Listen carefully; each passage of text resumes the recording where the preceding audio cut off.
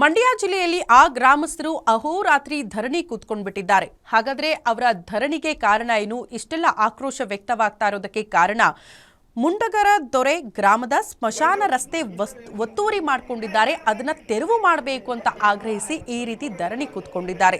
ಶ್ರೀರಂಗಪಟ್ಟಣದ ತಾಲೂಕು ಕಚೇರಿ ದಲಿತ ಸಮುದಾಯದಿಂದ ಧರಣಿ ಕೂತ್ಕೊಳ್ಳಲಾಗಿದ್ದು, ಧರಣಿಯಲ್ಲಿ ಮಹಿಳೆಯರು, ಯುವಕರು ಹಾಗೂ ಮುಖಂಡರು ಕೂಡ ಭಾಗಿಯಾಗಿದ್ದಾರೆ. ಇಡೀ ರಾತ್ರಿ ತಾಲೂಕು ಕಚೇರಿ ಮುಂದೆ ಧರಣಿ ಕೂತ್ಕೊಂಡ್ಬಿಟ್ಟಿದ್ದಾರೆ ಗ್ರಾಮಸ್ಥರು.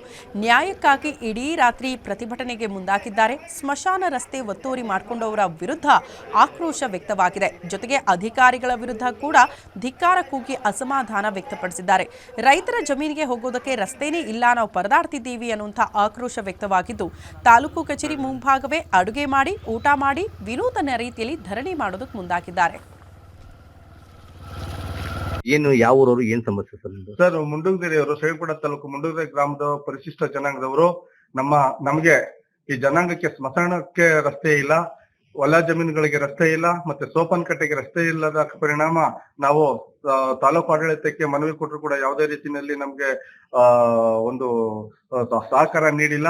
ಆ ಕಾರಣದಿಂದಾಗಿ ನಾವು ಅಹೋರಾತ್ರಿ ಧರಣಿಯನ್ನ ನಾವು ಹಮ್ಮಿಕೊಂಡಿದ್ದೇವೆ. ಈಗ ನಮ್ಗೆ ಇಲ್ಲಿವರೆಗೂ ನಮ್ಗೆ ಪರಿಹಾರ ದೊರಕಿಸಿದ ಕಾರಣ ಇನ್ನು ಕಂಟಿನ್ಯೂಸ್ ಆಗಿ ನಾವು ಅಹೋರಾತ್ರಿ ಧರಣಿಯನ್ನ ಮಾಡ್ತಾ ಇದೀವಿ. ನಮ್ಗೆ ಇದು ಕಾನೂನು ರೀತಿಯಲ್ಲಿ ರಸ್ತೆಯನ್ನ ನಮ್ಗೆ ತೆರವುಗೊಳಿಸಿ, ಏನು ತಂತಿ ಬೇಲಿನ ತೆರವುಗೊಳಿಸಿ ನಮ್ಗೆ ಅನುಕೂಲ ಮಾಡಿಕೊಡುವವರೆಗೂ ನಾವು ಈ ಅಹೋರಾತ್ರಿ ಧರಣಿಯನ್ನ ಮುಂದುವರಿಸ್ತಾ ಬರ್ತಾ ಇದೀವಿ ಸರ್. ಏನು ಯಾವ ಊರವರು ಏನ್ ಸಮಸ್ಯೆ ಸರ್? ಮುಂಡಗದೆರೆಯವರು, ಶ್ರೀರಂಗಪಟ್ಟಣ ತಾಲೂಕು ಮುಂಡಗದೆರೆ ಗ್ರಾಮದ ಪರಿಶಿಷ್ಟ ಜನಾಂಗದವರು. ನಮಗೆ ಈ ಜನಾಂಗಕ್ಕೆ ಸ್ಮಶಾನಕ್ಕೆ ರಸ್ತೆ ಇಲ್ಲ, ಹೊಲ ಜಮೀನುಗಳಿಗೆ ರಸ್ತೆ ಇಲ್ಲ, ಮತ್ತೆ ಸೋಪನ್ ಕಟ್ಟೆಗೆ ರಸ್ತೆ ಇಲ್ಲದ ಪರಿಣಾಮ